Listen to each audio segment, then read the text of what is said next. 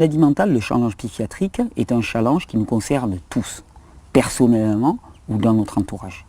Il s'agit de comprendre définitivement que ce n'est pas en allant passer des heures à parler de sa petite enfance qu'on va résoudre le problème. Si un choc psychologique a été à l'origine de l'affaiblissement du système immunitaire qui a permis l'installation de ces formes parasites, du ralentissement du fonctionnement métabolique global du corps et donc de l'installation de cette pathologie, cet événement initial, il a eu lieu dans le passé et il est passé maintenant.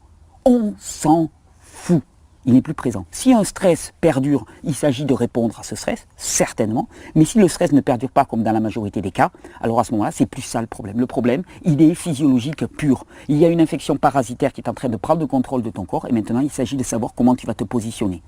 Est-ce que tu as encore assez de ressources ou est-ce qu'il y a encore assez de ressources dans ton environnement pour nourrir ce système immunitaire et permettre à ce que ton corps se défende contre ces formes parasitaires ou est-ce que le combat, il est perdu ?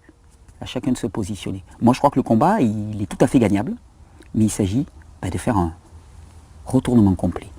Jeûner à ce monde, un tour à 180 degrés. Régénère, on pourrait appeler ça 180 degrés aussi. 180 degrés complet. Si ce mode de vie t'a conduit où tu en es là, il s'agit de changer. Change ton mode de vie, change ta façon de vivre, change ta façon de te comporter, change ta façon de penser, change. Tout ça, ça change en un seul bloc.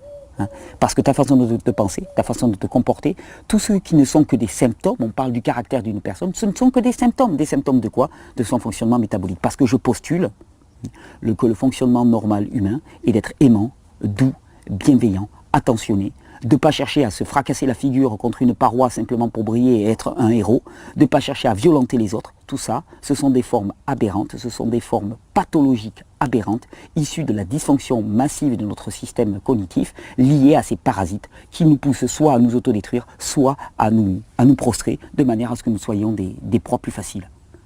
Régénère, c'est changer tout ça.